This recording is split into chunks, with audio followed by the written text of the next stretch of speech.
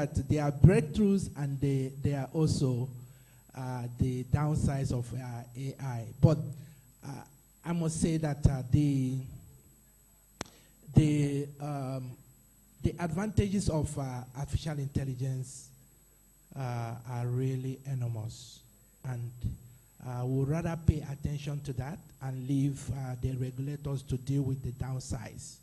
All right? Yes, I think that's what we should do. The implication to HR, skill development, I think, so if people are still thinking, just like years ago, people were thinking about the blockchain, they think that, oh, it's not going to work, but blockchain has come to stay, right? So AI has come to stay. So much investment has gone into AI globally, right? So, in fact, there are several statistics that have been reeled out that will make you understand that if you have not thought about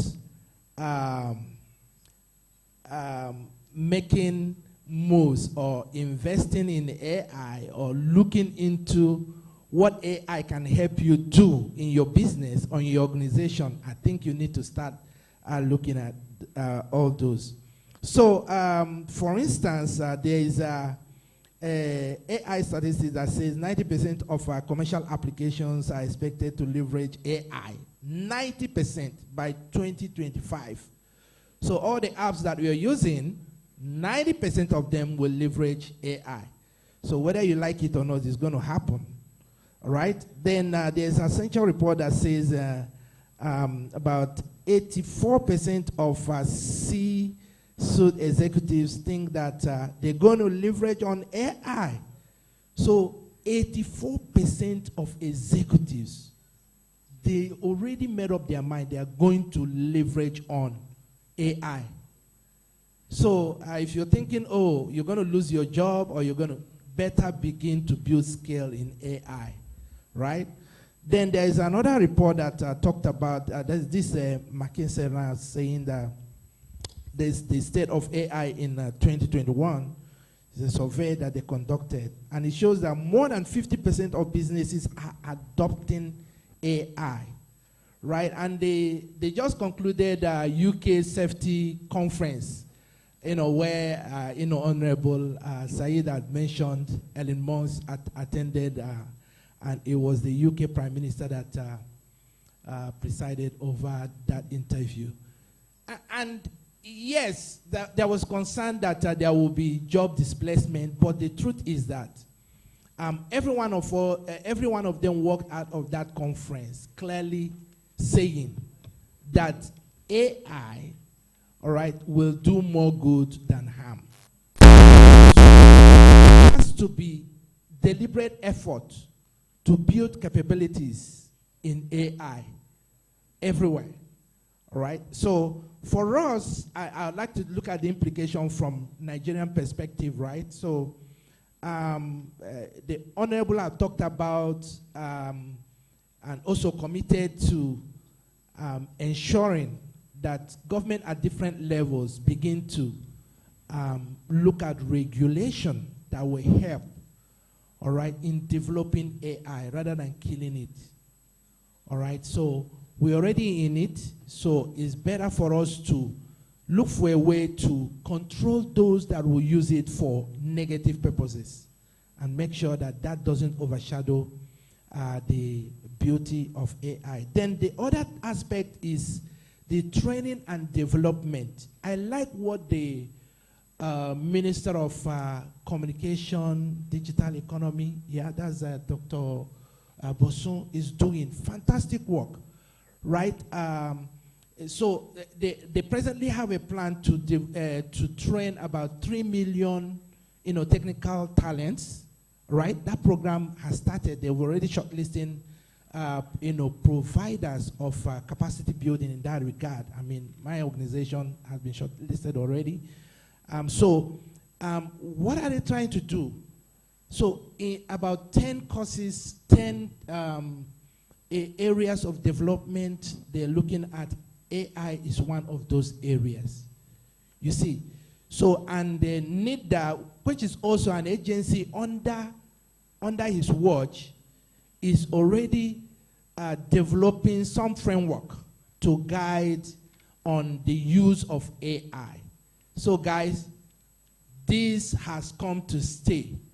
I tell you, I mean, my organization just integrated AI to the guidance and counseling in a school management system. So with the result of students, you can actually see through what the student is capable of.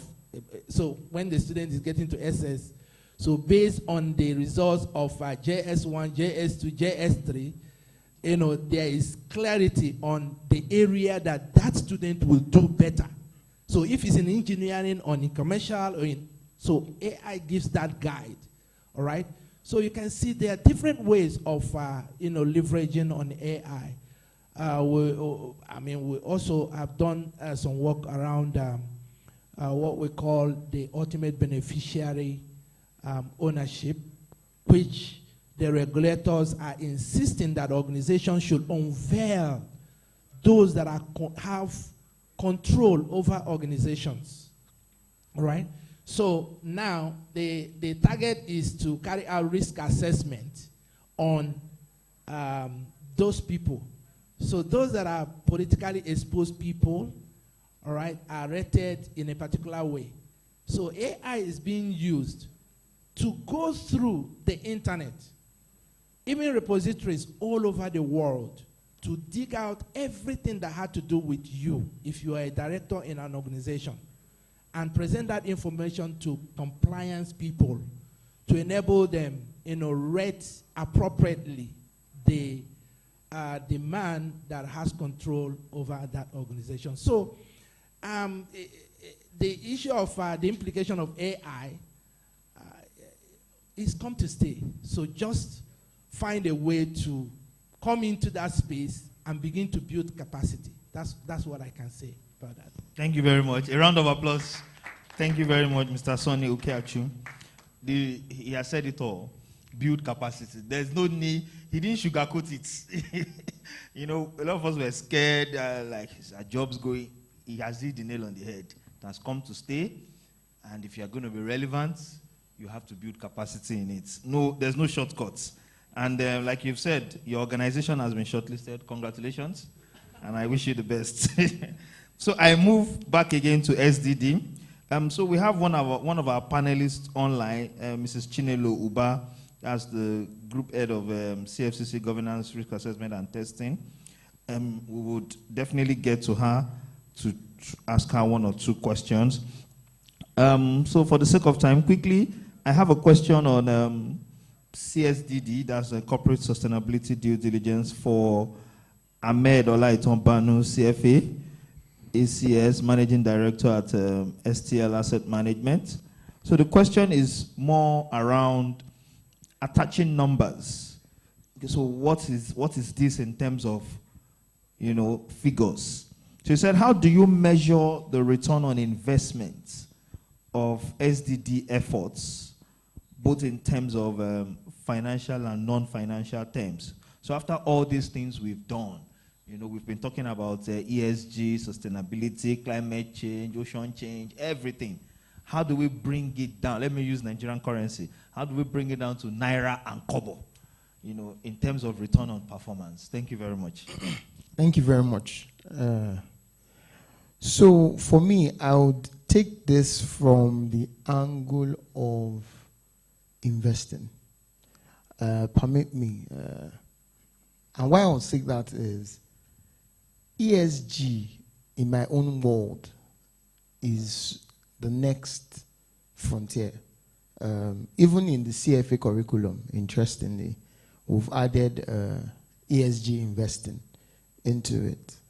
And what we've continued, or we've started seeing and will continue to see, is how investors, majorly institutional investors, have started doing what we call criteria screening and looking at how companies are adding value to not just the economy, but in terms of social and cultural development. So that's where you start to talk about corporate social responsibility. Every company definitely should have a good standing on governance. Not to write that off, that governance is not key, but what we've started seeing is, what is your social impact? So I'll give a typical example.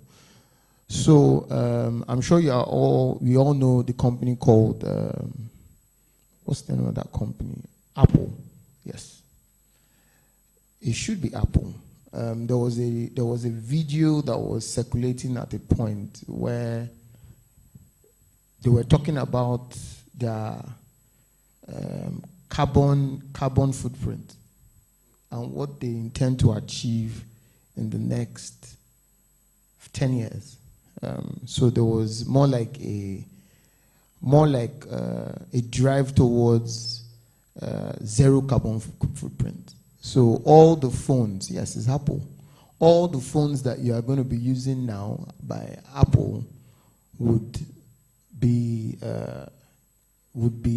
manufactured without any, anything that has to do with polluting the air, and so that's where the world is going to, and we'll continue to see investors doing ethical screens where you have ESG being very, very important. So how do I take that home and align that with your question? Is to say that very soon, and I'm sure that's why by 2025, most companies would have ESG reporting, sustainability reporting in their annual financial statements. That's what investors look at. So soon you would realize that even for you to raise capital, we need to measure your ESG. And that's why you've seen Apple telling the world already that, I can't really recall the year, but in a very short while, zero carbon footprint. So that means very soon you would be using phones that do not affect or pollute the air. So if you think about that and relate that to return on investment, as an entity, you need capital to grow. And if you cannot raise capital in order to support your working capital, in order to support your business expansion plans, then soon you might most likely go bankrupt.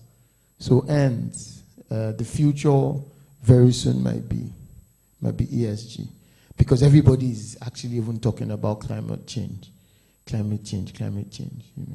and all that. So we need to start putting that into very strong perspective. Thank you very much. A round of applause for him. Fantastic. Thank you very much.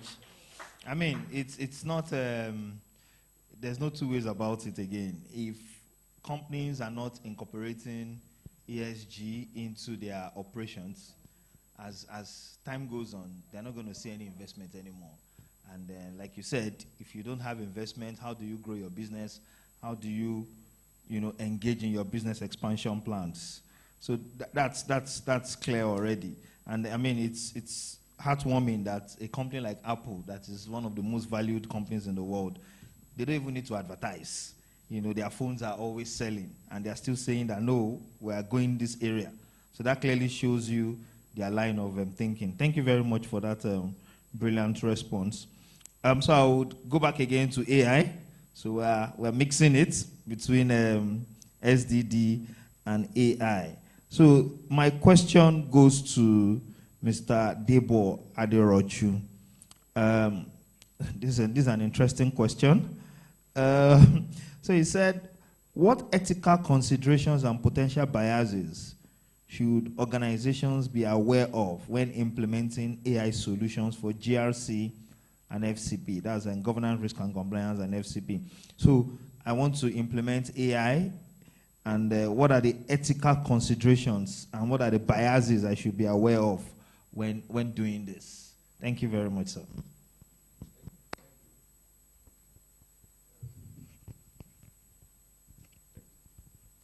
Okay, thank you, Mr. Moderator. I think that question was answered along the line in the morning in a couple of slides that were presented, but I will just share my thought on it.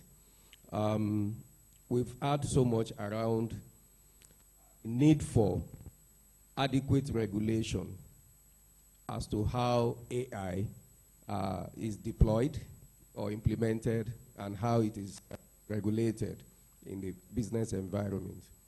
So typically, based on studies, some of the critical ethical consideration that has been established has to do with, one, the privacy of the individuals whose data and personal information are being used in the course of, AI processing some of this information. So privacy is number one on the table. The second thing is fairness. Because like the slide, I think the second to the last shared, that the AI is as malicious as the owner or the user. So it's a function of who built the AI, what are the thought process that went into it. Sure. So where there is a case of fear, lack of justice, that is an ethical issue to be considered. Also, we've had issues around biases of race, biases of tribe, biases of color. So a typical example in a study I read was that in the US, when it comes to recruitment, some AI developed to reject black people's name. So the moment the algorithm see a name that is not similar to what has been built, is automatically rejected. So a case of justice will arise, a case of fairness will arise, and a case of racial bias will also arise. So these are practical and typical ethical issues that has come with the deployment and implementation of AI in certain environments. Thank you. Round of applause. Thank you very much, sir. Wow. Even technology is coming up to something that we thought technology will eliminate. It's still there. Racial biases as well. So how will technology identify that it has a black name? So somebody can bear Emeka Chukwudi and be an American citizen. So how will AI now identify that, no, this guy is a black man, and so he's not going to get the job? So, yeah, it's a big bias. Thank you very much. Okay, so just before, because our panelists, you will still have a final word, like 2 minutes wrap up, but we have to take we have one of our panelists too, Chinelo, she's online. Chinelo, I hope you can hear us loud and clear. Hello? Can you hear us? Yeah. Okay, you're welcome. We wish we could have you here physically with us.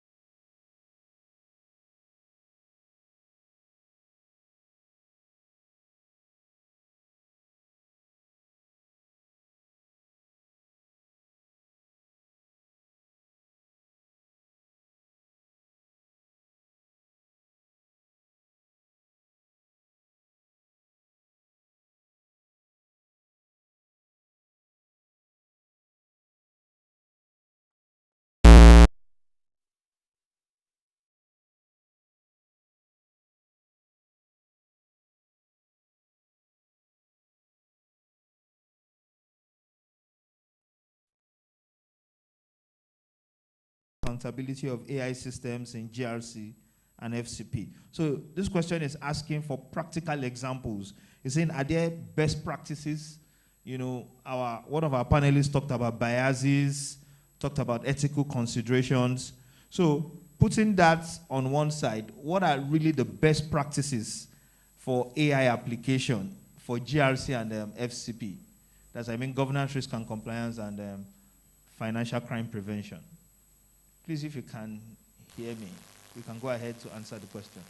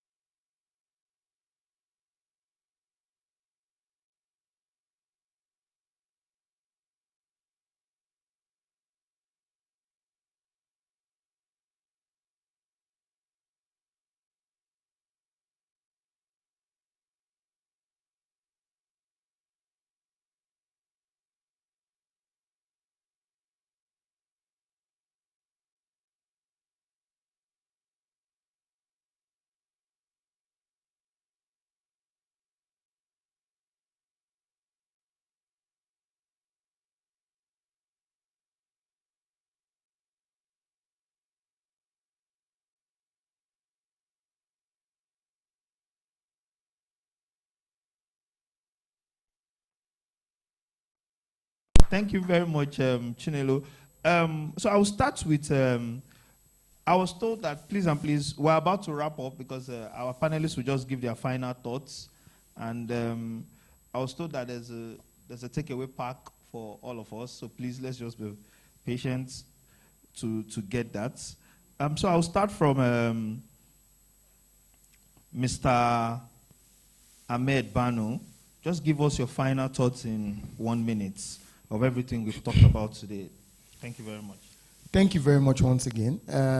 For me, to summarize it, I would say this session has been very engaging, very fantastic knowledge sharing, cuts across two spectrums, sustainability, ESG, looking at it from the ESG perspective, and also artificial intelligence.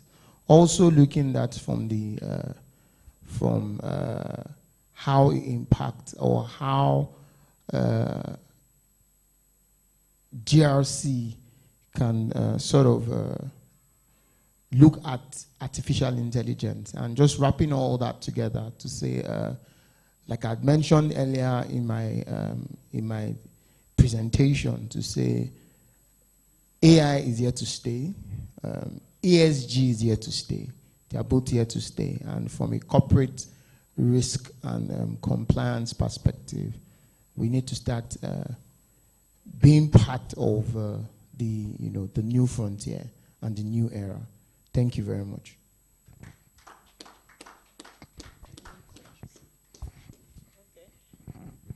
Okay. Thank you very much. I would say that each and every one of us should encourage ourselves to brace up to the challenge of the hour. We need to learn. We need to train everyone around us, our staff, and ourselves. We just need to move with the season. And as corporate entities, we should think doing business ethically in line with ESG, in line with GRC rather, and making sure that we do what is needful. We should be humans that will collaborate with AI, and we shouldn't shy away from that because AI has come to stay, and the implications of AI will affect each and every one of us, and we should think accountability in all of this. Thank you very much. Good topic, and we've learned, and we are taking home this idea that the integration of GRC into artificial intelligence will actually sponsor profit. We increase our profitability, whether as a government or as a private sectors or business owners. But the idea is that the government should wake up and do proper policy framework that will give room for lawmakers like myself to do oversight functions on those risks that will mitigate the effects of AI. It should be controlled, and that is the way to go. Thank you.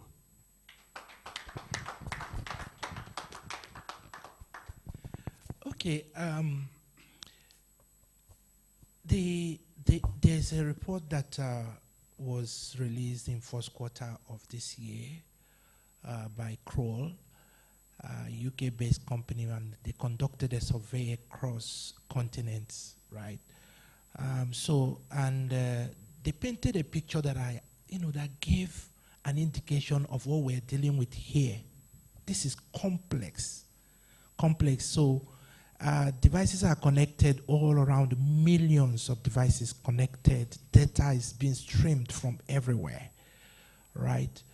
So I say they gave a guide that like in 2022, that the fraud that happened in the financial industry is about 1.2 billion pounds, right? So you can calculate that if you can convert that to naira, right? But just bringing it down a little bit, they said every minute fraud of 2,300 pounds is being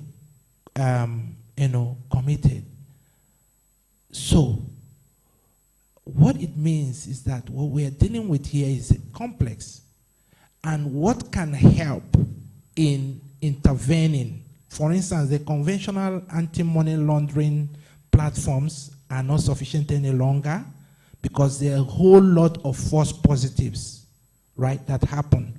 But AI is beginning to, be a game changer in that space, helping to control, what is happening in the, financial industry, and also mitigating the level of financial crimes that we are seeing. All right, so organizations that are really into heavy data need to really begin to look at leveraging artificial intelligence. That's the way to go, because you're dealing with complex transactions, complex connectivities, complex analytics. So, and it's AI that can give you that advanced analytics, predictive analytics, and so on and so forth. So, guys, we need to really be up and doing. We need to build capacity in that area and leverage AI capability. Thank you so much.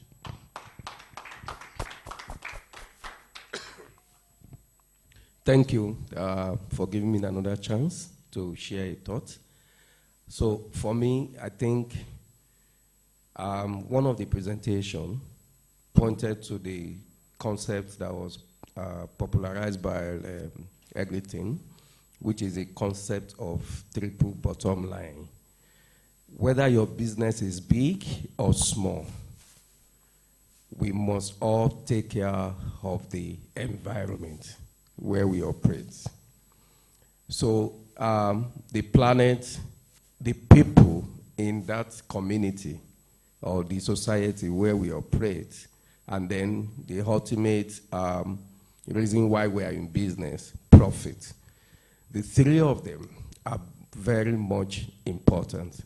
So therefore, the theme of this summit is timing and also very apt to share thoughts at this time on the importance of putting in place proper corporate governance, risk practices, and compliance that will help us sustain the business. It's only when we achieve that we are able to prevent crime, particularly financial crime in the financial service space, where today the advent of fintechs has expanded the risk that we are faced with in terms of financial crimes. So the ultimate responsibility for all is to build capacity in the space of AI in order to combat the risk associated with GRC and financial crimes. Thank you.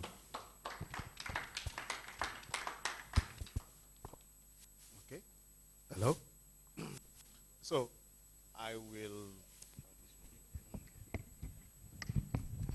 I will want to end this on a note of caution. And I'm glad that I have a lawmaker in the house today. There's something called national interest. AI, or whatever technology it is, has come to stay. And it has more positives than negatives, depending on how we use it. And I'll paint a scenario. In 2050, the forecast is that Nigeria will be the third most populous country in the world with 400 million population. 70% of that population will be made up of youths under 35. Now, if we see vending machines across the world, even if some of us have not been out of Nigeria, we watch it on films. So you see a vending machine at a train station. It doesn't need anybody to attend to it. You slot in your coin, you bring out your bottle of Coke, your wafers or whatever, chocolates, and you move on. Compare it to my mother, not my mother really, but then a retired school teacher, primary school teacher, who runs a kiosk at maybe Abule Egba. She sells Coca-Cola, biscuits, and all the rest. So she has a shop. She employs 1 or 2 attendants in the shop. Coca-Cola needs to drop Coca-Cola for her to sell. So there's a truck that is manned by about 3-4 people who will come and deliver Coca-Cola to her. Because the roads are bad, they will deliver the Coca-Cola maybe 2 streets away from her shop. And then she will get a malam or so, a wheelbarrow pusher, who will now load that on the wheelbarrow and take it to her shop. You can imagine the value chain of how many people have been employed. So national interest needs to come in how we deploy technology. During COVID, we're all asked to work from home. Now, in the Western world, say in the UK, for example, they've spent billions of pounds on the newest line, the Elizabeth line. So if people worked from home, who will be on the line? The person at the tube station, the corner shop selling coffee, or even the shoe shiner, or the newspaper vendor at that. If all of us work from home, who will patronize all those people? And then therefore, government now had to encourage people, please come back to work with incentives. And that's where the national interest comes into play. We must think of the 400 million Nigerians that we will have in 2050. And 70% of them will be under 35. We need to prepare them for that future world of AI. We need to educate them. But at the same time, the jobs that they will do, they've said that AI or technology does not replace jobs. Somebody told us, it just displaces jobs, it displaces people. But then it's something that ethically and in terms of national interest, it's something that we should be on the lookout for. Thank you. Thank you very much to our panelists. Thank you very much.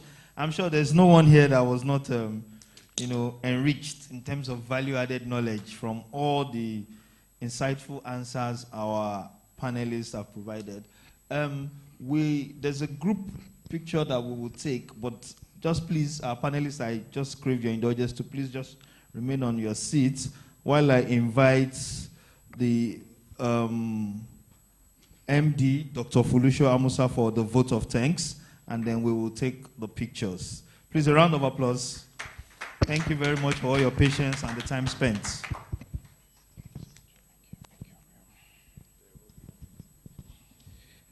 Wow, wow, wow, wow, wow. What a day. Enough has been said.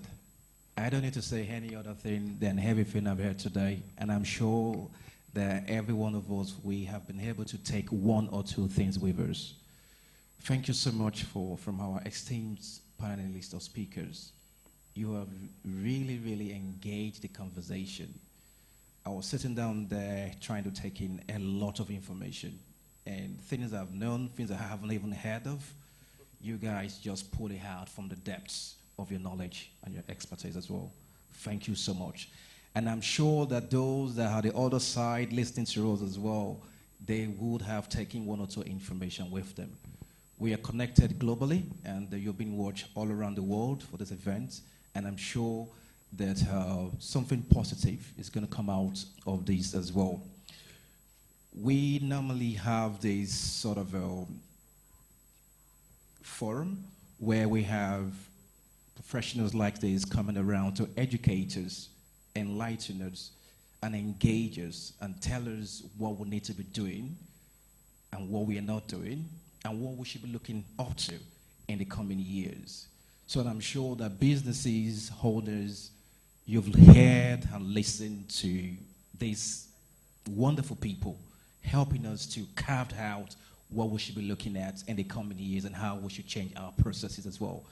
AI has come to stay, okay? It has come to stay, whether we like it or not. We just have to leverage on things. And I like how my Honorable Mr. Jide has said, national interest is important here, okay? So, and I have a lawmaker there telling us that they will make a legal framework in place and make sure that the laws are there. There are good things about AI. There are also the bad guys about the AI. But it's for us to go and make sure that we put controls around, okay, and get the good things out of this and get and make it work. On behalf of the Morgans and on behalf of everybody here today, we want to say a very big thank you for coming. And we do look forward to an exciting time again, Media Summit 2024. We'll be back again, but this is going to be a webinar summit.